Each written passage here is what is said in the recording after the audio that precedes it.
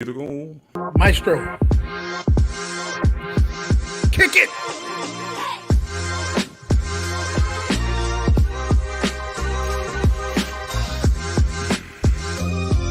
Back with another one, man. We back up in this.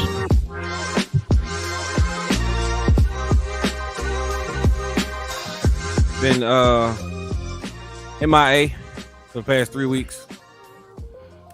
This guy. This guy. This dude. See, he did. You ain't warned us about that. See, so next week I'm gonna have to come up here with a surprise. It is Halloween weekend. Yeah. Right. Hey, look, you see this closet behind me? I got some stuff. I know you do. Don't tempt me. I know you do. Yeah. All right. Look here, man. Welcome, America. You know nothing about sports, neither do we. You're probably going to find out this hour. So, one of the topics, man, we're going to kick off with, man. Let's talk about this NFL, NFC East. The Giants actually surprised me this season. The Eagles, I kind of expected Jalen Hurts to, be a little bit better. The Cowboys, Fizzle. I got something for that. Cooper Rush surprised me. Played efficiently. Carson Wentz doing Carson Wentz things. So what's y'all take on this NFC East, which could be one of the best divisions in the NFL right now? Nah, it is. It is by far this year. By far, the NFC East is the best division in football. As far as the Giants, hey, they're technically they're a rival of ours, but it's good to see. It's nice to see that team on the up and up after so many years of just bad, just really bad. I mean, injuries. Yeah, and it's still early. It's still early. Give him time. Y'all know who I'm talking about. Give him time. Give him time. That's something that doesn't go away. So give him time. I'm not wishing it on anybody, but it's just like Tyron Smith with us. It's inevitable. At some point, he's gonna go down. Mm-hmm. But it's nice to see. Daboll. Look, he's managed to make an NFL quarterback out of Daniel Jones. He's like Daniel Jones looks like a legit NFL quarterback now. So that's been a pleasant surprise. Yeah. With Philadelphia, hate their guts, but they're a well coached team. Sirianni has it. He knows what pieces he has, and he's putting them in positions for them to be effective. Jalen Hurts is. Let me make this clear. He is better than he was last year. Oh, yeah. But please don't get the record confused with him being a great quarterback, because he still has limitations. He's a one read quarterback still, and that's going to hurt him later on. Trust me. He's still a one read quarterback. He's only reading one side of the field, and as effective and as good as the RPO is, it has never won anybody anything ever. So keep that in the back of your head as the season goes on. Dallas, they are about where I expected them to be at this point in the season. Did I expect the defense to be quite as good as they are? I didn't expect it. I knew we would be good, not quite this good. So that's been a pleasant surprise. Shout out to Dan Quinn. Jerry knew what he was doing in the offseason when he opened up that checkbook and said, "Hey, what is it going to take to keep you here?" Mm-hmm. Because Dan Quinn, he should be somebody's head coach right now. I mean, it's facts. So we're where I thought we would be. Washington they're a little bit better than I thought they would be. I didn't see them getting to 3 wins this year, but magic happens. Carson Wentz goes down. Surprise, surprise. Taylor Heineke comes in and gets a dub. Surprise, surprise. Look, Taylor Heineke is a much better quarterback than Carson Wentz at this point, man. And he should have never lost the job to him from the get-go. He's more mobile. Yeah. Now, does that mean they're going to do anything? No, because they're like a game out of 7 out of a playoff spot, something like that. Yeah. Look, don't get it twisted. They still ain't doing nothing. But that's kind of my take. That's kind of my rundown. Gotcha. So, K-Man, what you got, K-Man? It's early. Your question was, is the NFC East the best division in football currently, or are they back? What was the question? Either or. You take your pick. Which one you gonna go with? All right. Yes, currently they're the best division in football. Are they back? No. Because I grew up in the NFC East, and the NFC East being back means the 80s where you have 2 teams competing for a Super Bowl, the 90s where you have 2 teams competing for a Super Bowl, the 2000s where you have 3 teams competing for Super Bowls. This is just one half of the NFL season, so it's good. As far as the Giants, Brandon was nice. Well, let me shoot some shots. Joe Judge sucked. Brian Daboll is competent. We've seen what Brian Daboll did with Josh Allen, who looks like the MVP, and now we're seeing him tailor the offense. He even said it. I got two people. Got to make sure they do well on offense, and that is Saquon and Daniel Jones, and he has effectively done that so far. The defense is good. People forget that the Giants the last couple of years have been drafting offensive linemen and defensive linemen. So now they have proper coaching to actually show off that talent. Philly is what I thought would be the best division. Best team in the division so far. The Cowboys look to the season to be over after Dak goes down, but as you said, Cooper Rush played within the system, and the defense did their job. Defense is top 3, scoring and yards. Number 1 in sacks. Hopefully, Dak takes cue from Cooper Rush and play within the system, because when you play within the system, it can do things. When you get out of the system, that's when it all falls down. He did for one game, so we'll see. Yeah, it's one game back. Yeah, and and then it showed in the first half they only scored 6 points, but stayed within the game plan, and then second half. The Commanders are who I thought they were, and it's just one game. But I've always thought I didn't understand the reasoning for trading for Carson Wentz, only for the simple fact: 1, he's not that good. 2, he's not going to put butts in the seats. 3, he hurts your chances to eventually go out and get one of the top 3 quarterbacks next year, because he's going to do things to try to win games when that's not the goal. And K-Man, I agree with you on that, man. And I think the reason Rivera brought Wentz in because he wanted a veteran presence in the locker room. And to your point about Daboll, I'm thinking because a good coach will look at his team, look at the pieces he has. He will fit his scheme around those pieces instead of forcing your scheme on the pieces. That's how you get maximum effort from your players when you say, okay, look, I know your skill set. I got this play for you. You're going to love it. Right. I'll throw this out there about Washington trading for Carson Wentz. Frank Reich is one of the well-respected QB gurus in the league, in the NFL. Right. He couldn't fix Carson Wentz. No. There are no Frank Reichs walking up and down the sideline or up in the booth in Washington. Well, so what did they expect to happen? Like, did they just get caught up in the glitz and glam name? In his name from 2017. The past, but you don't. They overestimated staff. Like you have nobody up here that can develop or that can fix this man. And it's all up here. It's all up here. He broken. Yeah. Yes. He when he was playing with the Commanders, man, what I noticed about him and kind of what Tom Brady's doing, kind of what Aaron Rodgers is kind of doing, they're holding the ball too long. There are players that are open.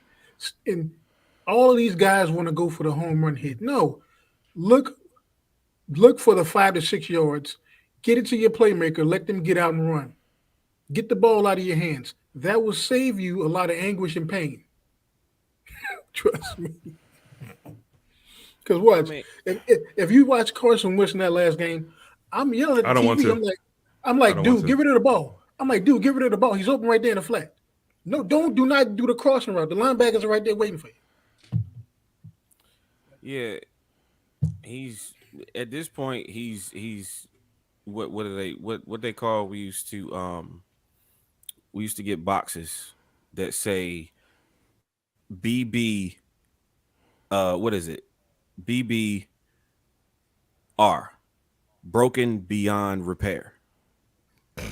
He's broken beyond repair. Okay, good. Be good point. We're gonna segue into this next topic, man, because we're gonna stick with the Commanders. I don't know which one of y'all brought this up about Daniel Snyder. Do you think the league will force him to sell the Commanders? I'm gonna put this out there. Today is October 27th at 7:48 p.m. on the East Coast. Daniel Snyder will not be the owner come 2020. By November 2024, he will not be the owner of the team. I believe if you look at there's a setup. There's been a setup, and I just realized this now. Everybody knows the article that happened in the Washington Post, and a week later happened on ESPN. What actually happened was the first article that came out and said, "Oh, he could be pushed out," was by the USA Today and Jared Bell. So that was the first article. Then you have the Washington Post article. Then you have the ESPN article, and then you have one of the main writers from the ESPN article, essentially tell you what they want to do. They want to essentially put his wife in charge because they like her, but they also want to put her in charge, like to fully take him out, to put her in charge so she can sell the team. Mm-hmm. They bought the team in 1999 for $800 million. That team is valued at 5.6. If they sell it, it'll probably go for 5.7. He is a jock sniffer. He wants the team for prestige. But true. She sees the team as, look at that return on investment, and sell it and walk away. Because all three articles stated one thing. I'm sorry for the women who are watching this. I'm sorry. The NFL don't care about the sexual harassment suits. The theme of those articles were he couldn't get a stadium done. Yep. In D.C., Maryland, and Virginia. And if you don't know, just Google search average salary for the District of Columbia, Maryland, and Virginia. And then go deeper and looking in the counties surrounding D.C. He couldn't get a deal done. All that money. They see a problem with that, and that's the problem. That's where they want to go. Their partner is not pulling his weight, and so it's time to push him out and get a new partner. So I believe that he will be gone by 2024, and the team will be sold somewhere by time 2025. I agree with you on that. What you got, B? Personally, I don't think it'll be that long. He played his last card a few weeks ago when he tried to say that he had dirt on more owners. Yeah. He played his last card. That was his last card, and they went into owners meetings and called his bluff. Jim Irsay. They called his bluff. And because they basically have the votes that they need to force the sale of the team. It's just a matter of when. It's just a matter of when that's going to happen. My guess, when the season is over, next off season, we could see some movement. and there'll be a period of time when they vet potential buyers. But like Kennedy said, I'm thinking by 2024, beginning of the season 2024, he's gonna be looking at new ownership because he has no more plays. He has no more cards to play. He's done. And then look, and then to both of y'all's point about the articles, because I read them all, and he was quoted by saying when there was rumblings about him voting them out, he's quoted saying they can't F with me. Oh no, they don't want to F with me.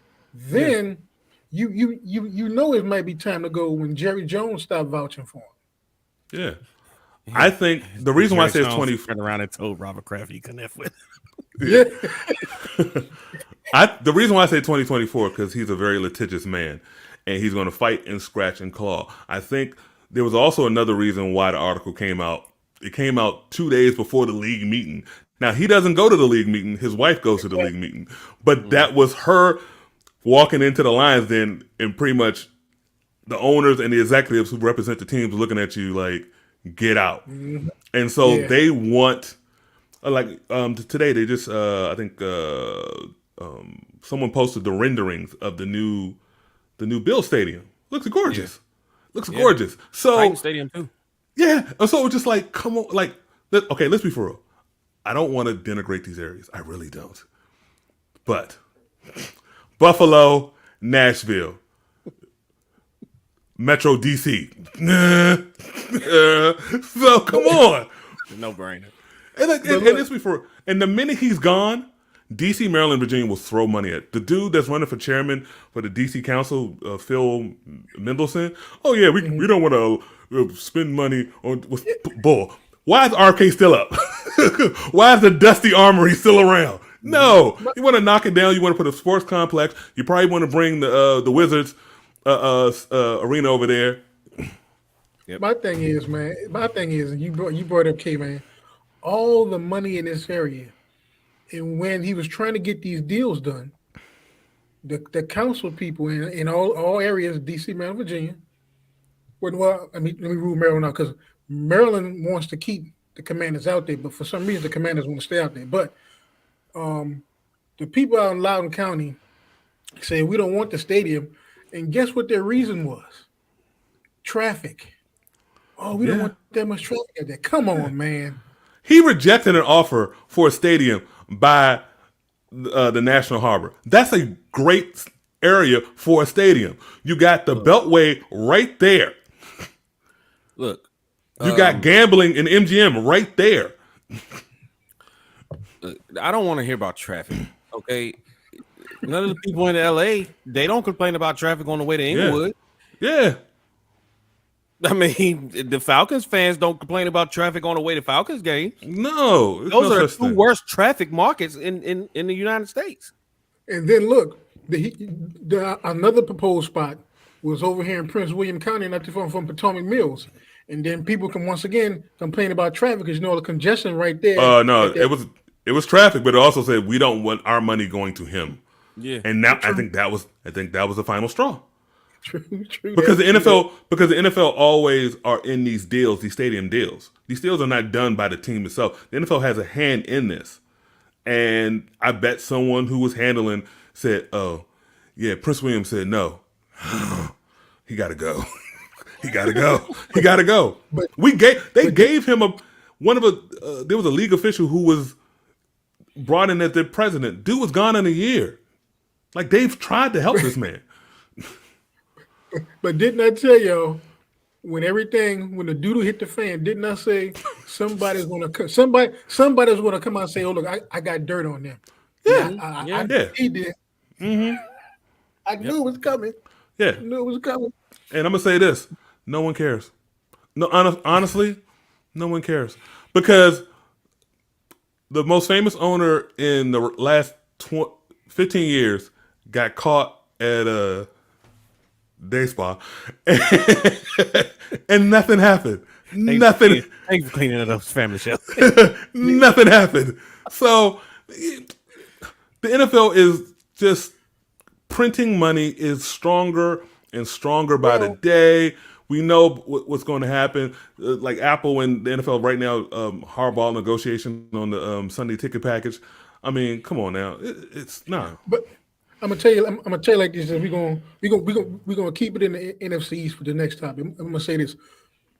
The way the league is, and you guys have alluded to it early on in the earlier podcast. Roger Goodell works for the owners. Mm-hmm. As long as you're an owner within that tight group, you know what I'm talking about. If you're cool with everybody, ain't nobody gonna mess with you. You ain't got anything to worry about. Nope. But as soon as you step outside that box and act like you bigger than everybody, that's recipe for trouble. Where he messed up. Well, I mean, he'd already messed up.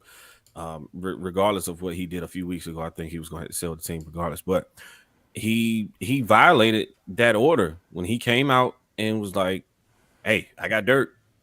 Mm-hmm. Exactly. That was it. That was it. That was the last 1% of trust that you still had amongst NFL ownership. It was flushed.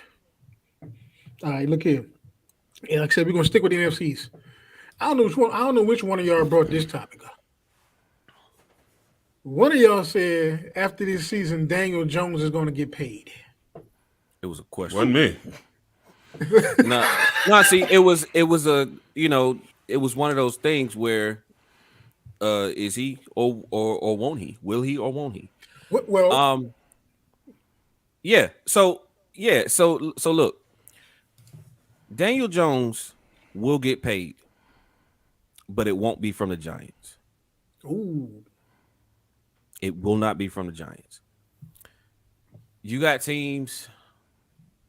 One comes to mind. The Indianapolis Colts. They realized what we knew 3 years ago. Matt Ryan is finished. That arm is done. He got benched already, man. Sam Eilinger, I wasn't that high on him coming out. Still not that high on him. Mm-hmm. Wish the young man nothing but the best, but I don't think things are going to get much better at that position with him in there. You got teams like that. Teams like Seattle, for instance. The Titans? Or the Texans, maybe? Yeah, teams that may not necessarily be married to their current quarterbacks. Like Geno Smith. Yeah, he's balling now. Still got a whole another 60% of the season, 65% of the season to go. Yeah. So Daniel Jones is right now, he's having a really, really good audition for his next contract.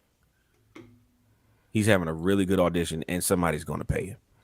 So, K-Man, based on what B just said, don't you think it will behoove the Giants if Daniel Jones keeps on this track and the Giants possibly get a bye or make it into the playoffs? Don't you think it will behoove the Giants to keep that team intact, K-Man? And that's how he gets his money?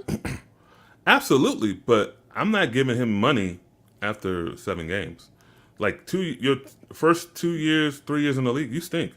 You had one good year. All you look like you're doing is playing to get the what's the joke? Not franchise tag, but the 5th year option. The 5th year. That's all you look like you're playing for me. So no, I need 2 years of this. I need 2 years of this, buddy, before you get any money. And it's not the Colts. The Colts are tanking. They traded for Matt Ryan and they realized, oh, he sucks. Well, I'm still in the Bryce Young, C.J. Stroud sweepstakes. I'm tanking for it. Houston's well in the lead. and Detroit's right there. So no one's like, yeah, you guys show me more. So far, so good. And another year. Okay, but then, after the season, I'm gonna put the 5th year option on you. I'm thinking about Carolina too. Might need a quarterback. Yeah, Mike.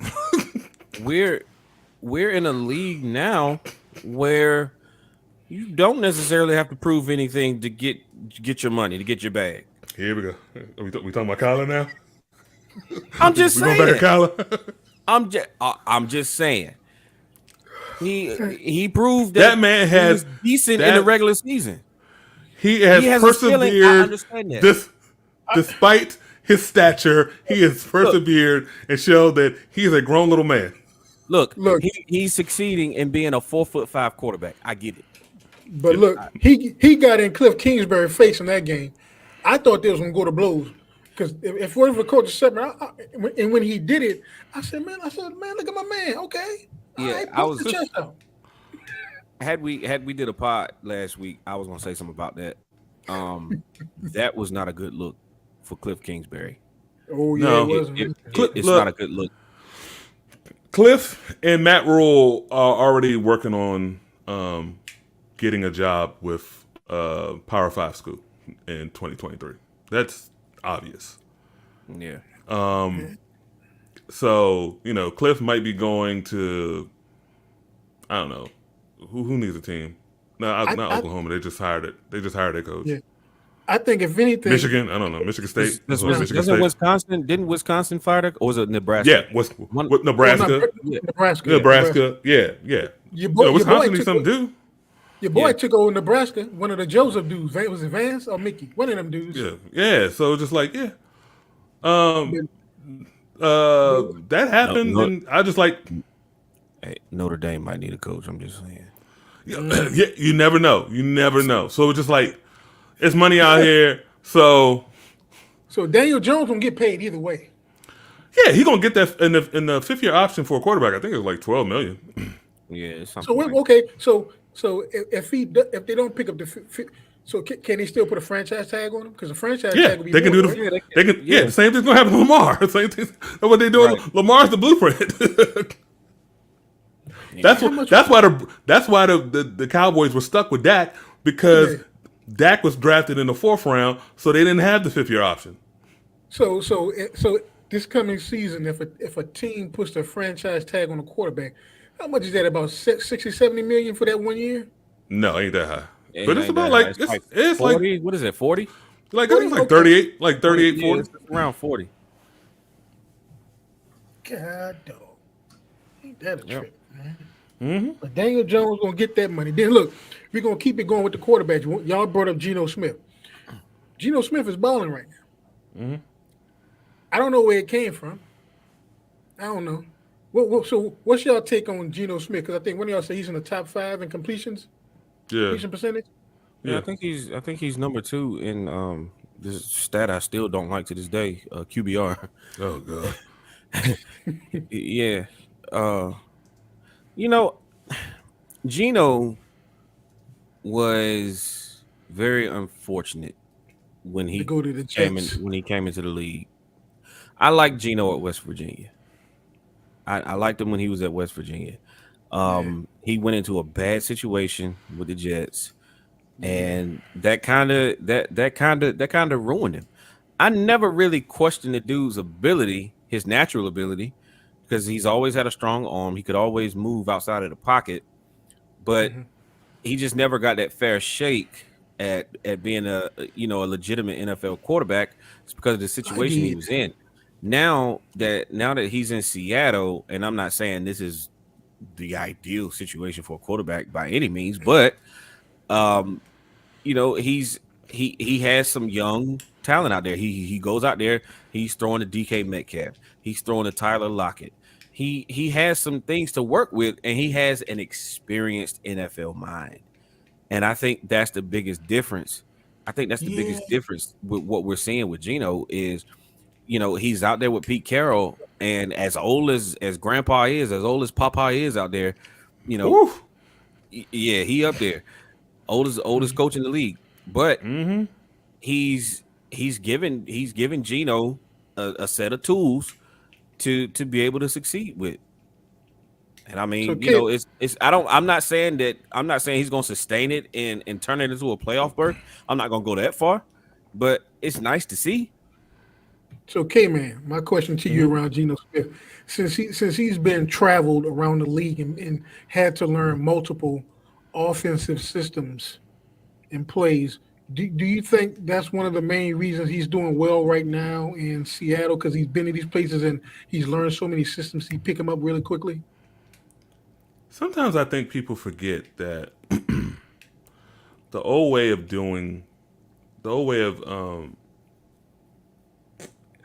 starting a rookie quarterback or starting a young quarterback was they sit a while.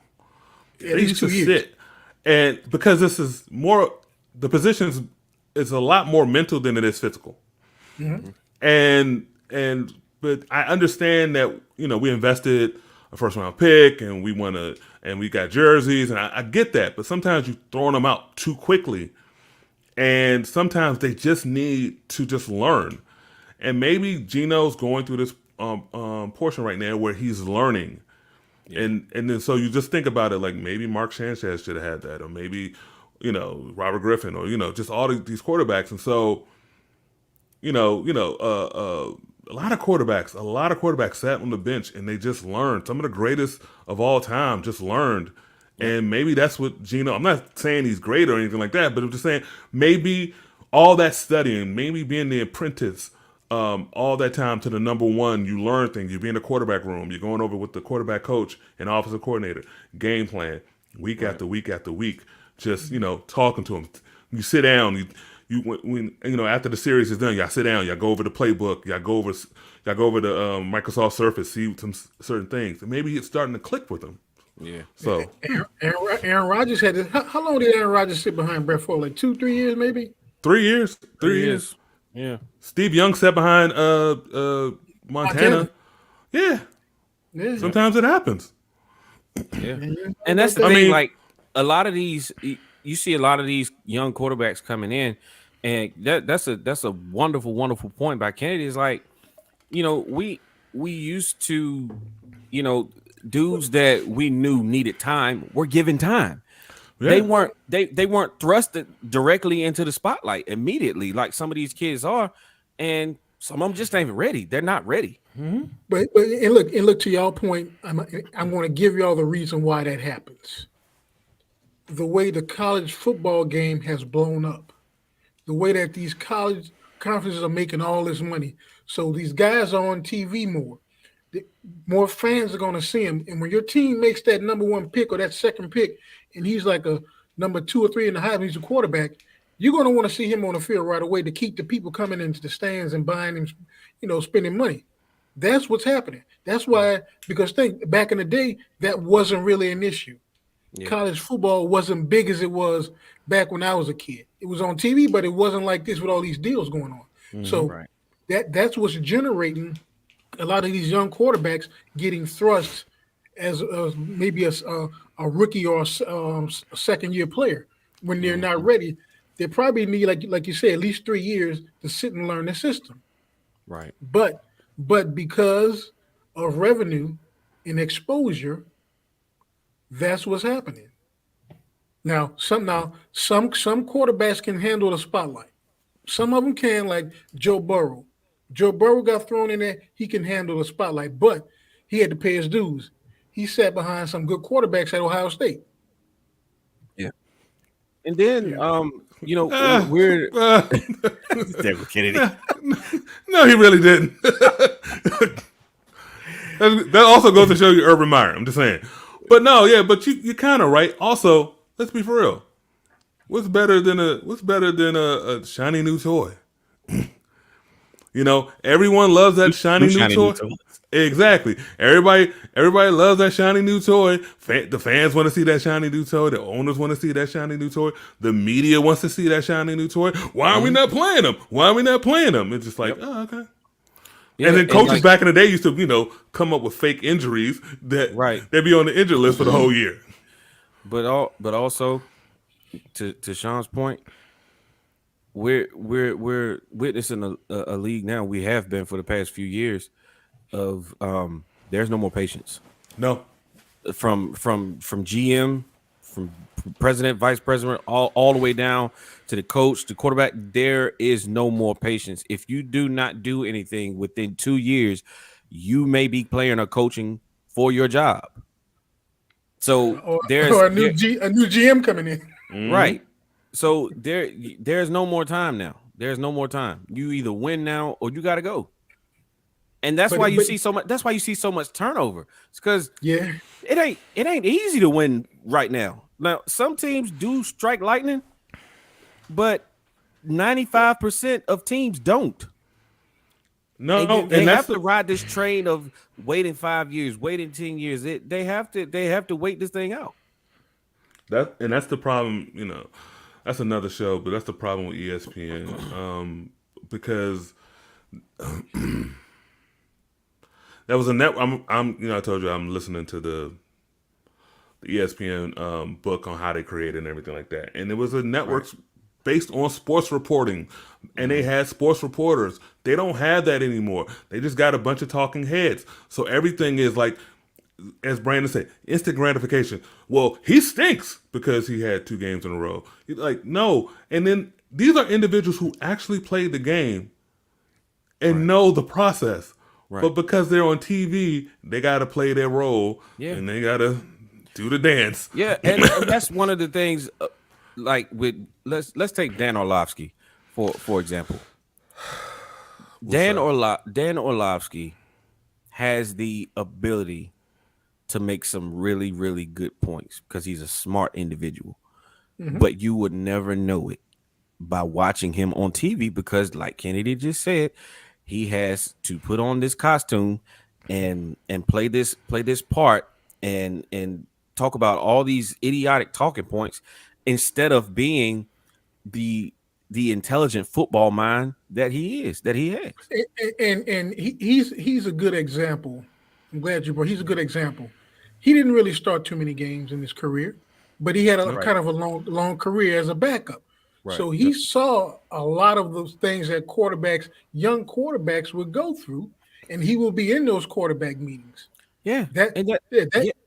That's why he's so smart, because he didn't play. He didn't play. He sat with a clipboard and he learned throughout the week and on Sundays. So he's a wealth of knowledge, but it's being wasted. Paycheck. And you know who's the Bizarro, the good Bizarro him? Chris Sims. Exactly. Chris Sims is not on a network where you have to do the dancing. And so he sits there and he just analyzes and is not trying to tear anybody. He just say, this is what you're supposed to, this is what the play's supposed to do. This is where either he perfected it or he didn't perfect it. But ESPN, he got to go through this, what's name? Same thing. And let's be for real. No one on ESPN was great. Most of the players they have on there, none of them were great. I give you that.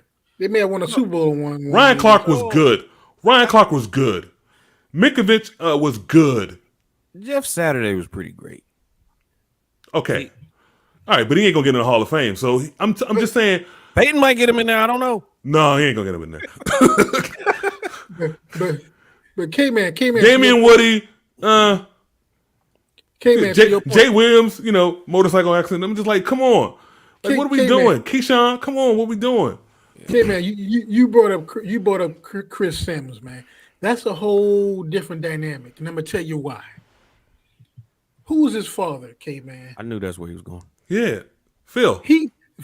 Look, Chris Sims was already probably at a level watching his father, studying his father, looking at. But his father's a jackass.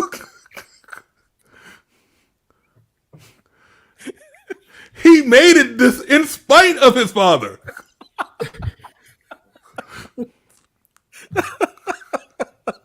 That's why I mentioned him.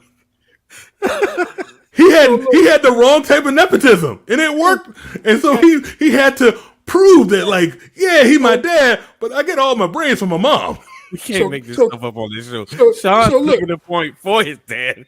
But look, hold on. But look, K-Man. Worlds are colliding. So K-Man. So what happened to the Mannings? Archie Manning wasn't that good, but his 2 sons were like awesome. How do you explain that? First of all, Archie was good. Archie was on a crappy team, and so Archie was trying to do the best he could. His sons, and then because of Archie's stature, he's like, my sons won't have to deal with the crap I did. That's why he pretty much said Peyton is going to, he is not going to San Diego. He's going to Indianapolis. And then what happens? Eli comes in, who has the number 1 pick? San Diego. He's like, hell no. Right. He wanted to guide his son from getting their brains beat in like he did. And so now you see it, and now you see it now maybe you can see something with Arch. So he is a person, so his stature, because he did TV and he grew up Archie had the stature in New Orleans, and then he had the college football stature, so he was able to maneuver to make sure his sons were taken care of. Let me ask y'all this while we while we just touched on that. Pontificating. Do you think that had Eli actually gone to San Diego, if he would have gotten them a Super Bowl also? I don't No. think so. I don't think so either. No, Because he didn't get no. the I'm a Giants flat at Super no. Bowls, but that's another topic for another day. I've told y'all before. It's not players. It is the ownership, and the Spanoses suck. I mean, Fouts, Breeze, Okay. won't leave his wife alone. I can't think. Rivers, it won't. Trust me, it's a problem. It's a real problem. It's a organization top issue because their coach is good. The GM is fire, and you know how much I make fun of them. All right, see, right, America, we're gonna take on this one NBA topic that's been kind of, as the caveman said earlier in the week, it's kind of touchy. So we're gonna flip it to the NBA, and Adam Silver put out a public service announcement about teams trying to tank. That's my NBA. Ooh, boy.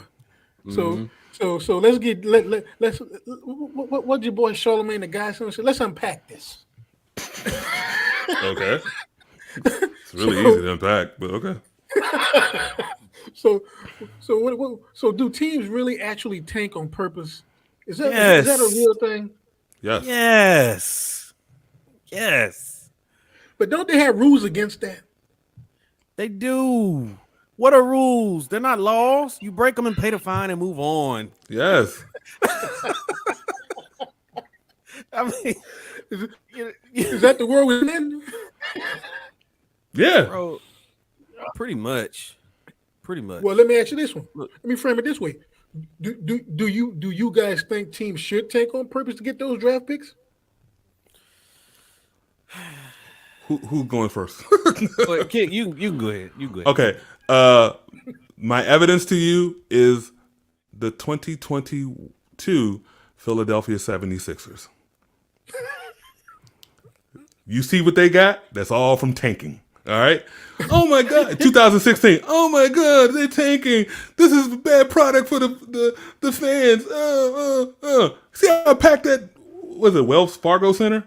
See how packed that thing is? That's come from tanking. It works. It works.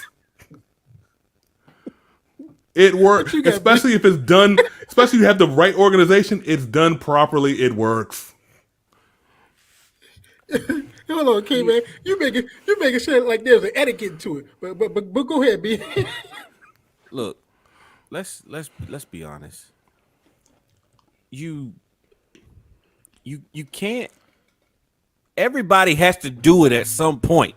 Okay, you can't realistically. You can't get to unless you're the Golden State Warriors, who are the lone exception.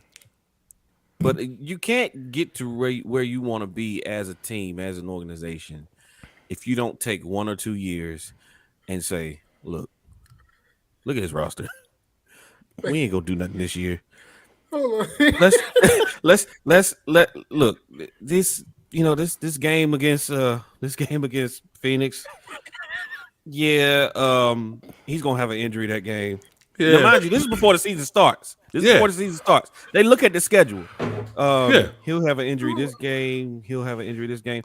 Look, these are very, very rich, very powerful individuals running these organizations. And what's the dude from Gonzaga? The tall dude. Holmgren. Chet Holmgren. When he hurt his foot trying to guard LeBron, and they found out it was a Liz Frank, yeah, the GM and the coach was somewhere on their knees thanking Jesus. It's like, how are we gonna tank without tanking? Lord Jesus, give us a sign. Liz Frank, thank you, Jesus. Hold on, man. Hold on. This is the way y'all saying this. You know what this reminds me of, right? What? Poppy. Remember when he was in the bathroom and he didn't wash his hands? Jerry Yeah. came out and was like, "At least turn the water on. Do it a second." So y'all make it seem like do something, make it seem real or something. Man, No, people tanked in 02 for LeBron. I mean 02 for y'all, tanked in 03 Yes. for LeBron Right. in that draft. okay. You, Go ahead, B. Go you ahead, have to. There is a. It's just like anything else, right? There's an art to it. Okay, there is an art to it. You have to do it. You have to be subtle. You have to be subtle. That's what I'm telling you. Look, teams look at the schedule at the beginning of the season. They evaluate their roster. Hey man, we got to hashtag that one. B. What's Put that? that as a tagline: the art of tanking. Yeah, You the got art, it with yeah. them. Yeah. But they evaluate their roster. That's the name of the show. There you go. There you go. This episode But- it's not NFL previews. It's the art of tanking. Yeah. But that's what they evaluate their team. And these owners are not stupid. They didn't No. make millions and billions by accident. These are some of the smartest individuals on the face of this planet. They pay people. Look at this. Look at you. We got Dallas in the West. We got Golden State in the West. We got Phoenix in the West. We got all these teams. Denver, Utah. And I'm not naming teams in particular, but we got all these teams. We've had these same soft, overrated superstars for the last 5 years and have done absolutely nothing. Shout out to We James have Harden. We have a once in a lifetime potentially prospect. Yeah, he's good. One player can change the landscape of this franchise for the next 10 to 15 years. And for his height, he's good at his height, boy. So with that being said, game 32, you gonna sit out. Yeah. Game But 34, you come back, you going down. Act like it hurt. We'll bring you a wheelchair like Paul Pierce. Here's a more important question. Is it fair to the other teams? Okay. Is it fair to the fans? This is where I'll come in. Okay. So so the two teams that are actively tanking right now are the Utah Jazz and the San Antonio Spurs. The NBA, we all know, being grown, we all know the NBA is not about games for players. It's about the lifestyle. So the top three markets to be in if you're an NBA player are New York, LA, Miami. That's top tier one. Tier two is Chicago, DC, Philly, Milwaukee. Dallas, Houston. Yeah.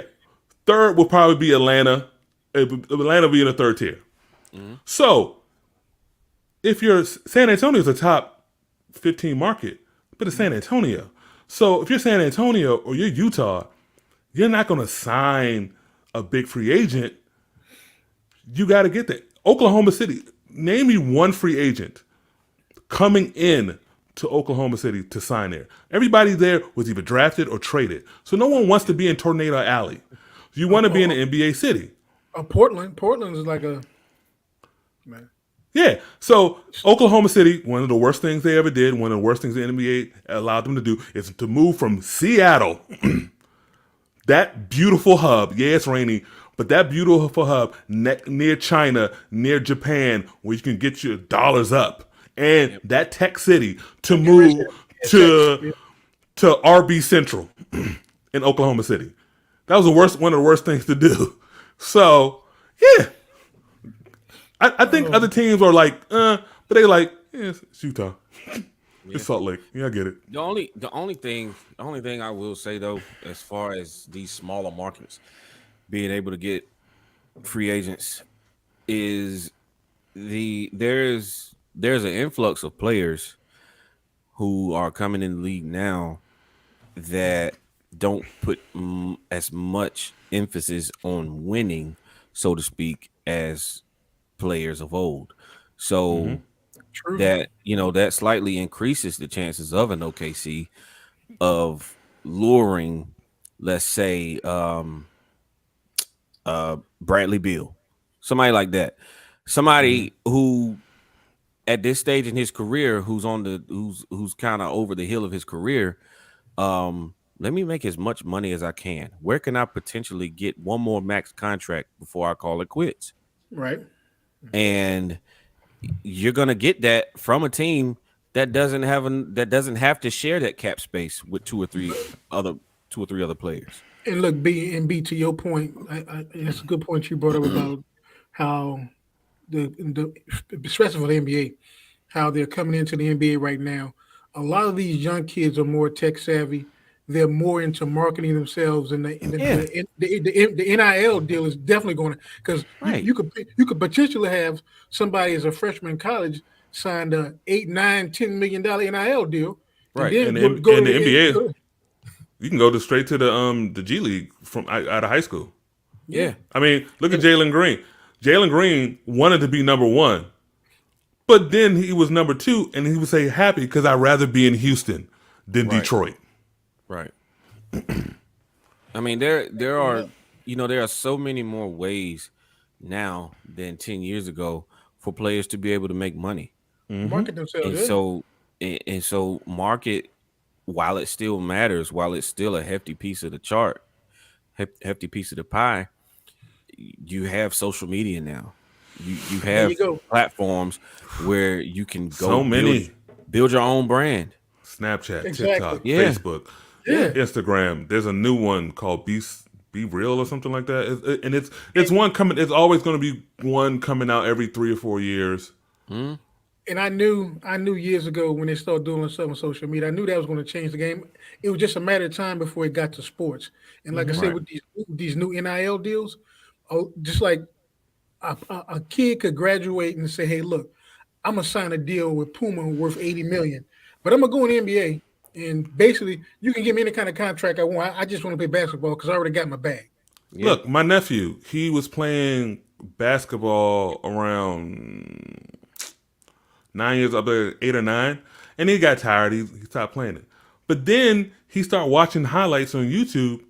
And then he just got back into it. Now he's falling. He's 13 years old, and 13 years old.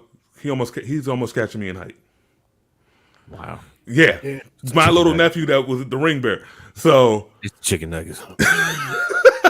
so and now he's listening to podcasts. And you're right, Sean. It is social media. Both of y'all are right. It's just the social media aspect. And now these kids can directly talk to or interact with their fans. You can't beat that. And I'm gonna tell you another thing. Then we're gonna go to the picks. Another thing that this is doing with the TikTok and all that kind of stuff. If you are smart enough and know some of the legal mumbo jumbo, you can do your own contract. You can cut out the middleman and you can get all that money. Absolutely. I mean, that's how the Kardashians made all their money. Things that you can pick up your phone and do for free. Yeah. Is something that 10, 15 years ago, guys were paying agencies thousands upon thousands of dollars. Or percentage points. Yeah. And now you have the capability to pretty much be your own corporation in the palm of your hand. Yeah. Just imagine if social media was around in the 90s or the 80s and 90s. How big would Magic Johnson be? Because we already see all these people glomming on Jordan. Some Jordan's up. We take Jordan out. How big would Magic Johnson be? How big would Larry Bird be? How big would Akeem Olajuwon be? How big would Deion Sanders be? Man. Thank you. Prime with that Jerry curl. Dude. The way Dan Marino threw the ball, the way Joe Montana just sliced and diced you, the way Randall Cunningham was just a freak. Yeah. Michael Vick, just imagine. And baseball players. You just named like Bo Jackson. Named. These are all players who understood, who were 20, 30 years ahead of their time when it came to brands. Yeah. They all knew how to establish an individual brand. Shaq. Imagine Shaq. Because he's funny now, but just imagine him playing. Exactly. See, y'all brought up Bo Jackson, and I brought up Deion Sanders, right? So these guys play multiple professional sports. Just think about how much money they would have gotten doing two sports at almost the same time. Come on. Didn't Prime play in a football game, then Flash wasn't playing for the Atlanta Braves or something like that? Yeah. The same day? Yeah. All right, man. Let's get to these picks, man. All right. Ooh, boy. All right, K-Man. I'm going to start with you, K-Man. Oh, boy.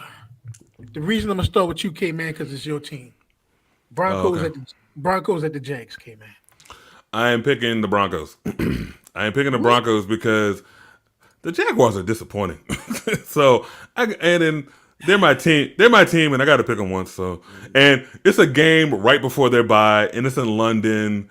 Oh yeah. So they might try to show out for the international crowd. And Broncos fans in London have been dying to see the Broncos in London for a long, long time. They got a big following in like Germany and stuff like that. So they might show out. But that offense is a problem. It's the worst scoring offense in the NFL. Giving up, only scoring 14 points a game. Mind you, their defense is top 3, only giving up 16. And look, I tried to throw him a bone, K-Man. I said, get him on the screen. And then Brandon was like, they can't. They have one of the best defenses.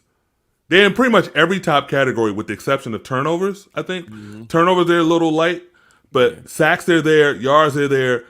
I mean, and it's just being wasted by this offense that's trying to do too much.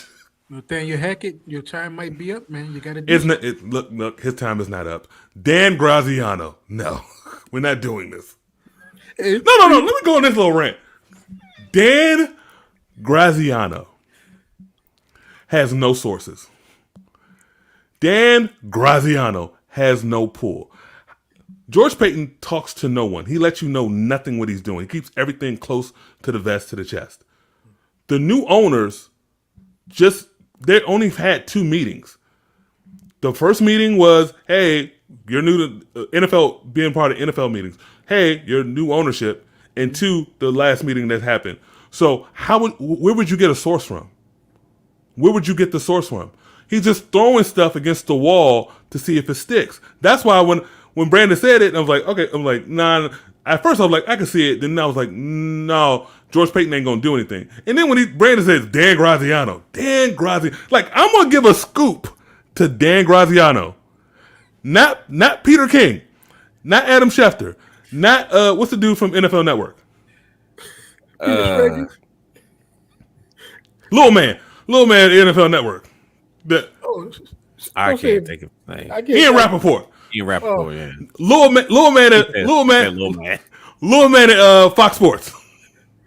Oh yeah, Jay Glazer. Yeah. No. I'm like all these. I'm gonna give it to Dan Graziano. What we doing out here? Dan Graziano.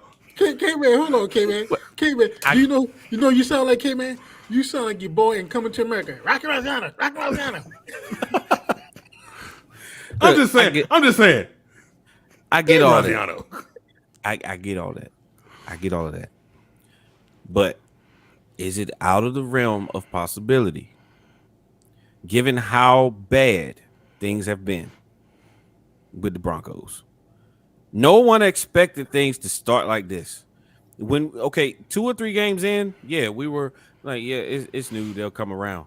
They haven't come around, and they've gotten, seems like, progressively worse as the season has gone on. Now I understand injuries on the offensive line. Yeah, I get that, and I understand that your running backs can't hold on to the ball. I understand that Javonte, he tore his ACL, he's out. Right. Y'all have been dealt a terrible hand. Bad hand. As far as injuries are concerned. But this bad?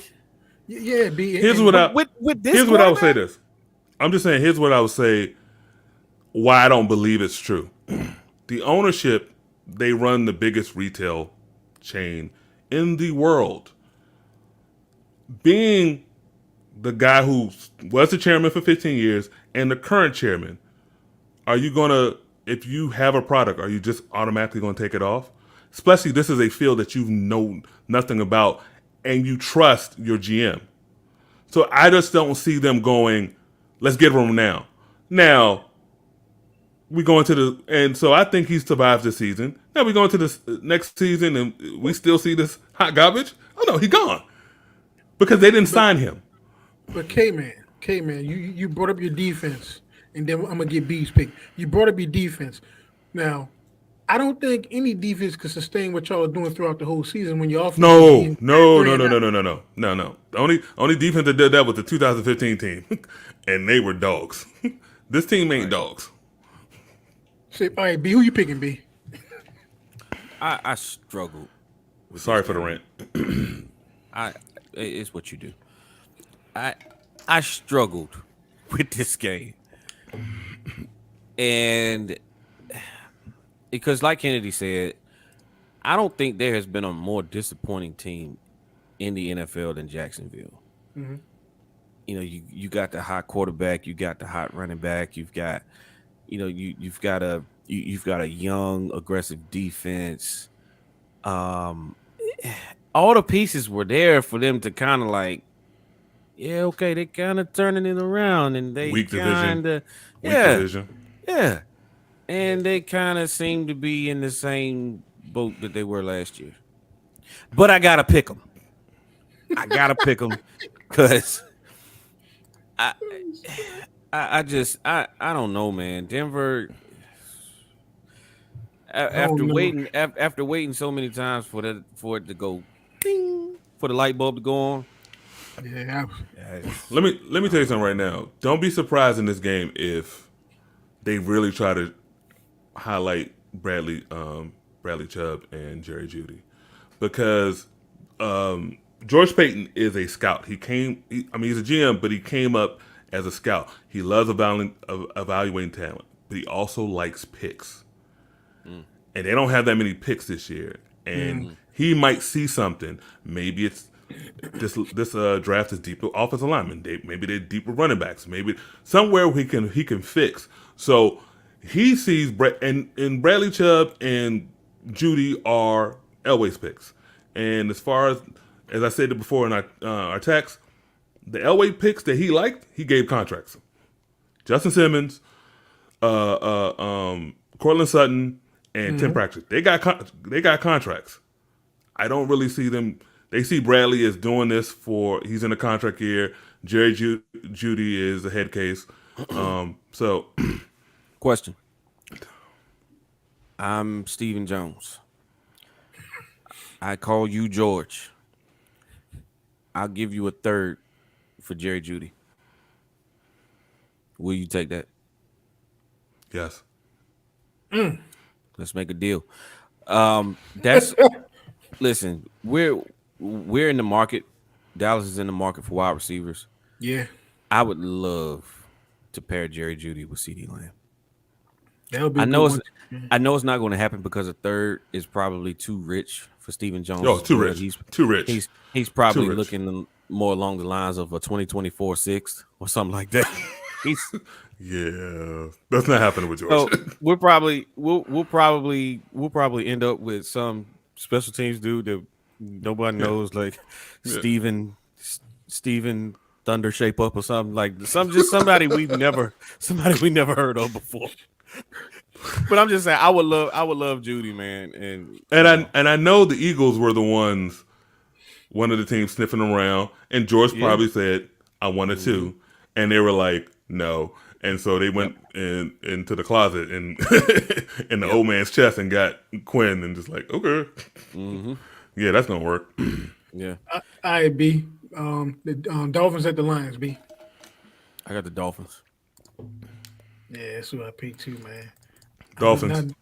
That's a team that the Lions are a team that I'm disappointed in. I don't know what's going on there. They're held back by their quarterback and by their defense. Held back, and they know that, and that's why they're going to be pushing to get the top quarterback. Yep. Yeah. All right, K, man. Panthers at the Falcons.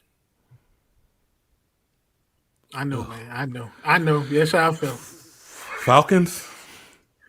Here's what I'm gonna go. Falcons. Did y'all see that clip of? I think it was after the Panthers and Tampa game. Like they were all hugging in the Panthers locker room, all hugging and crying. And I was like, y'all beat a bad team. I mean, y'all beat a mediocre old team. Like, why are y'all jumping up like y'all won the championship? Good. They just fired that coach and they got to win. Yeah, they got to win. But they celebrating like they won the championship. They got that pink champagne there. Like, no, hey, it's a division opponent. Yeah, and they quarterbacked by Tom Brady, who And look, the way our division is playing, that them wins might help get in the playoffs. Hey, who you got beat? You got beat. Give me the Falcons. I don't think it's sustainable. No, it was a feel good story for 1 week. Yep. Yeah. All right, B. This next game is interesting, man. Ooh, y'all brought him up. We didn't get a chance to talk about this team, but B Week, Cardinals at the Vikings, man.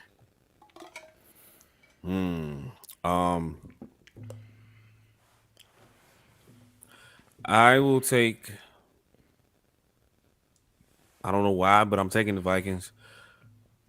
This is the quietest 5-1 that I've ever seen. Really, right there, nobody's talking about it. Nobody. No one. But they're 5-1. And the Cardinals have disappointed me a little bit this season. I expected more. The only way the Cardinals get the going is their defense is going to have to pick them up. Yeah. Who you got, K-Man? I have the Vikings. I think I know the reason why they're quiet is quarterback. People don't believe it. What's that old song? I don't believe it. They've seen this before. They've seen it before. They just don't believe it. They don't believe it. I think they see all the goodness around it, all the team, and they see all the pieces and everything like that, but they're like, Cousins, no, I don't believe you. Yeah, man. We don't believe you. You need more people. All right, K-Man. The Bears and the Cowboys, K-Man. Cowboys. Yeah, that was a no-brainer for me. I remember when people were like, "Oh my God, how are you going to pick Patrick Surtain over what's his name? The quarterback for the Bears? Oh, Justin Fields. Oh, Justin Fields. Yeah, I see why. Yeah, Fields hasn't impressed me that much this season, man. But he ain't got no. In his defense, he ain't got nothing around him. Yeah, he has Cole Kmet and a bunch of dudes from the Boys and Girls Club. I mean, yeah, basically. Yeah, basically. And it's not his flag football all stars, really. Yeah, not his fault. But I mean, it's Ryan Pace, so who are we kidding? Sean, you already know who I'm taking. Yeah. Under one coach that shall remain nameless, this would be considered a trap game. But we should dominate this game thoroughly. Yeah, easily. I would just say the head coach I got ain't that much better than the previous coach. Let me say this, and then we can move on. Let me say this. I remember a time under the past coach when if we didn't have Tyron Smith, chalk an automatic loss up. Just automatic L. Didn't matter. Just automatic L. Yeah. With the play calling me? If we didn't have Tyron and the quarterback and Dak, they might start taking away games from us. Forfeit? So I give Mike McCarthy credit in that regard because I have lived how bad it is and how bad it was under Jason Garrett. Yeah.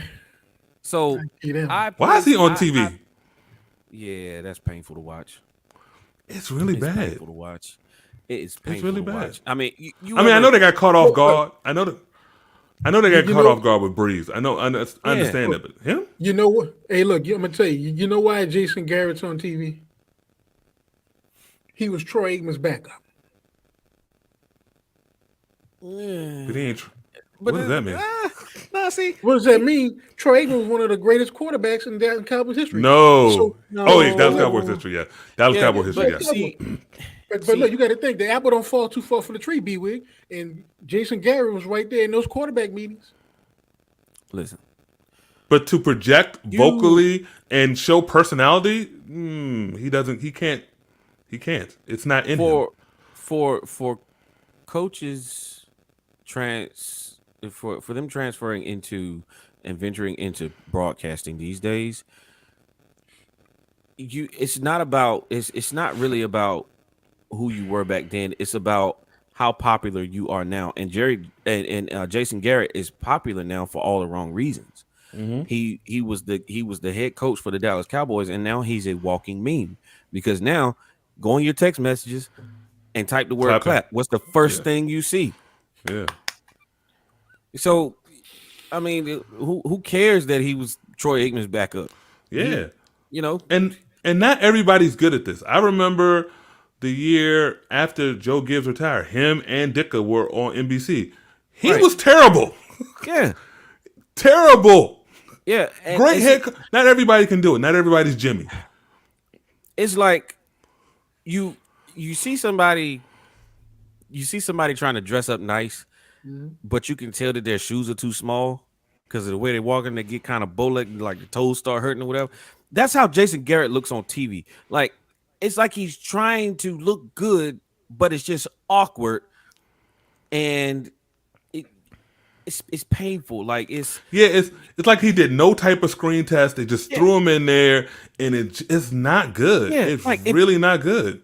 If Tony Romo's voice was a person, it would be Jason Garrett. Yes. Oh, come on, you gotta get him. I think he's out of bounds. God. He is terrible. He is terrible. And Charles Barkley, terrible. All right, B. Raiders at the Saints, B.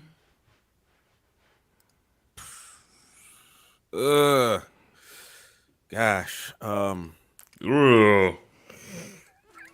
The Saints? Are you sure? I'll take the Saints. I'll take the Saints. It's a long trip. It's a long trip. Who you got, K-Man? Yeah, I got the Saints. The Raiders are like, devil eggs or egg salad. They don't travel. Oh yeah, and there's a long trip. It's a long trip from Vegas all the way to the dirty. All right, K-Man. This one, look, this the Battle of Pennsylvania, K-Man. Who you taking? The Philly. Philly. Stop this. Mike Tomlin's record of never having a losing season. Well, that's out the window. I know, right? Who you taking, B? Y'all know how much it pains me to do this, right? Just do it. Do it. Do it. Do it. But I'm going to do it because I believe this will be the Bizarro game of the week. Give me the Eagles. There's levels to this. It's funny that you say that because look behind you. There's levels to this. All right, B. We're gonna keep moving. All right, B. This game is interesting too to me. Patriots at the Jets. The Jets. And they lost their running back, Breece Hall, for the season, right? Mm-hmm. Yeah, it won't matter. It won't matter. They have a good line now. They have a good offensive line. And dare I say they have a pretty good team now. Defense, they're all around. They may be a year or two away from being anything meaningful because Zach Wilson has got to grow. Mm-hmm. But I love what Robert Saleh's doing out there in New York, man. You remember what he said? He said, "I'm taking names." Yeah. He's taking it. He's taking it. Taking it. We need to have him on. Yeah, for real. I really need to stay. No, for real. I need to really do the state of Cleveland. I need him on there. I need him on there. Yeah. Who you got, K-Man? Yeah, I got the Jets. Yeah, everything B said was right. I'm not even making no MILF Hunter jokes. It's just All right, K-Man. The Titans at the Texans. Titans.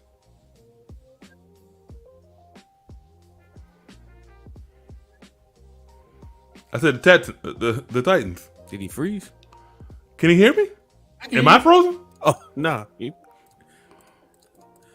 Taking the Titans, K-Man? Really? Yeah. All right. Over the Texans? Who you got, B? The Titans. Damn, don't nobody y'all just gave up on Lovie Smith, man? I'm not giving up on Lovie Smith. I'm giving up on the Texans. Yes. It's not his fault. He's there for reasons that we won't talk about. Yes. We've already talked about it. Not I'm not going there anymore. All right, B. I mean, this didn't Geno Smith play for the Giants at one time? Yeah, I think he was a backup. So, who you taking, B? Giants or the Seahawks? The Giants. Oh, he can't get no revenge. Nah, it won't be that game. Because I mean, Seattle don't have DK, so it's. Oh yeah. Yeah. Who you got, K, man? Give me the Giants. Yeah, man. I forgot about DK Metcalf going out. Mm-hmm. Luckily, it wasn't his ACL, so let's go. Yep, he don't need surgery for it. All right, K, man. Commanders at the Colts. Do it, K, Give me man. the Commanders. Oh, there we go. I knew you'd come around. Hey, B, who you got, B? Yeah, okay. Give me a sec before I make this pick. Oh, here we go. Because These fools are the theatrics. I don't want to give the wrong impression when I make this pick. So, Oh, American. do I look smart? Do I look a little smarter Like a than I head did coach. 10 seconds ago? Okay. Give me the Colts.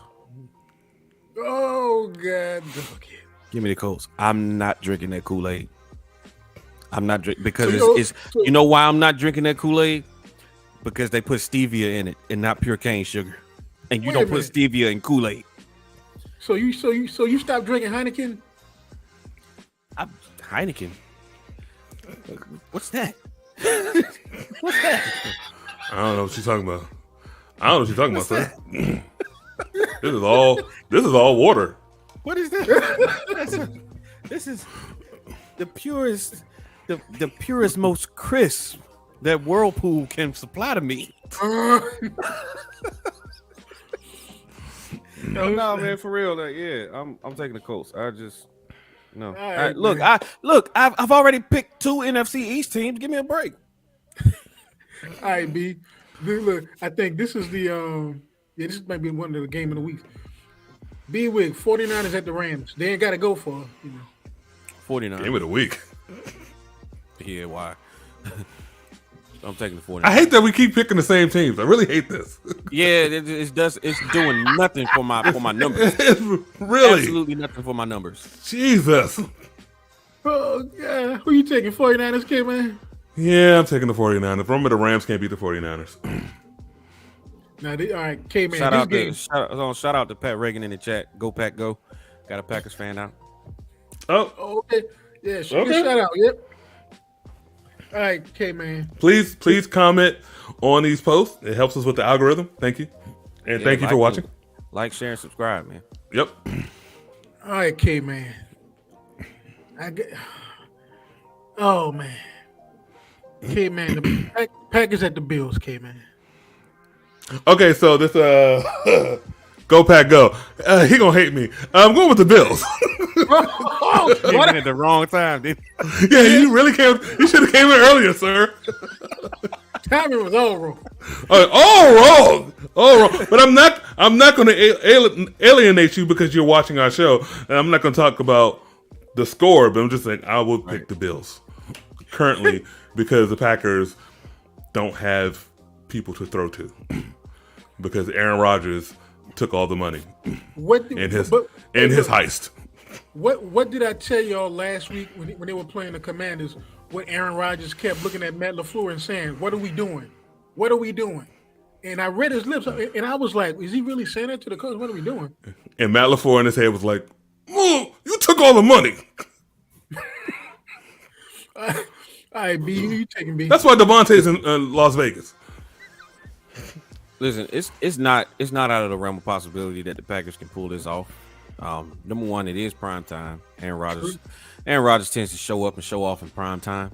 Good point. And Buffalo can tend to get cute at times. Oh my God, yes. And if they get cute and don't run the ball, Aaron Rodgers and the Packers can and probably will win this game. But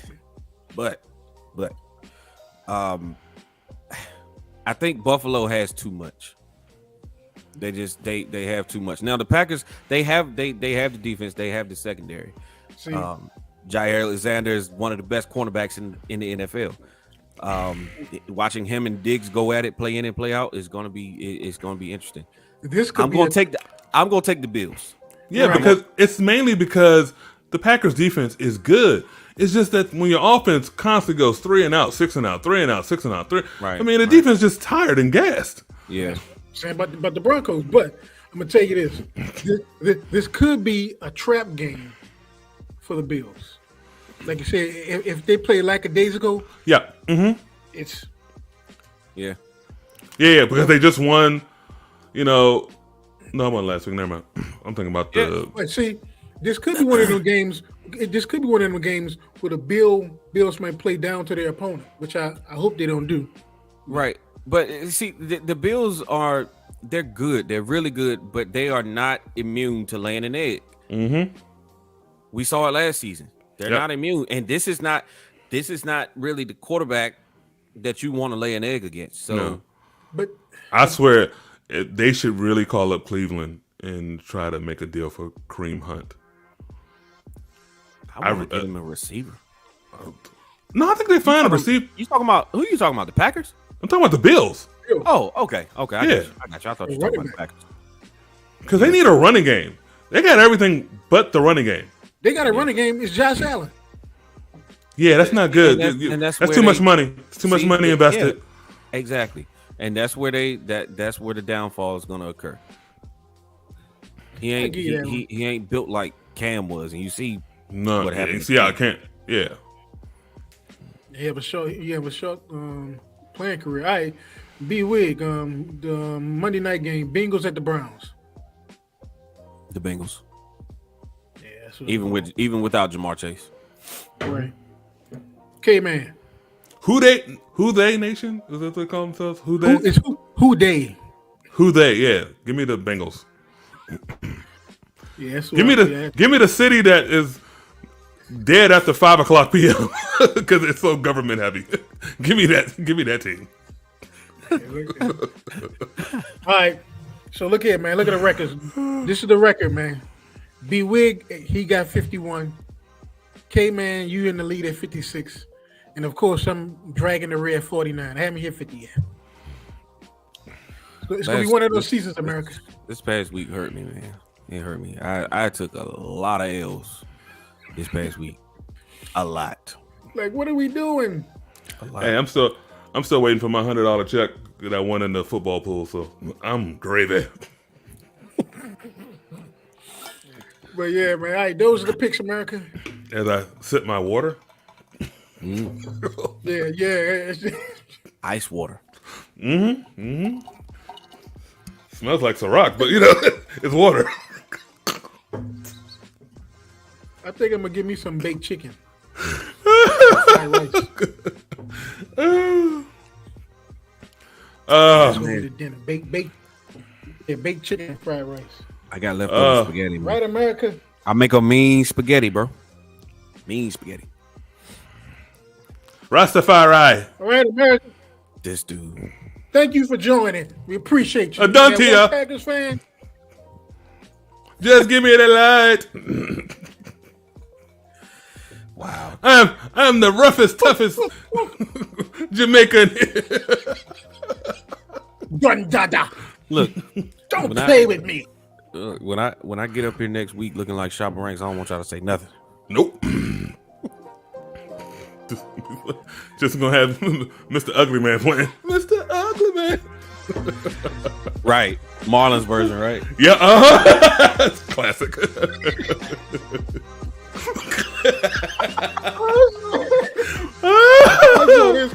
Oh, that's classic. Oh, I love it. Man. Thank y'all for joining us. All right. Oh, hey, Brandon. Yeah. The experiment didn't work. We ain't doing this again. Ain't wasting my time. Nah. Nerp. Nope. I'm about to go in there to delete some stuff right now. Sean, you got something before we go? Nah, man, I'm good, man. I'm gonna eat this chicken. All right. Cool, man. See All right. you next one. Peace. I'll be easy. All right, man. I'll. Peace.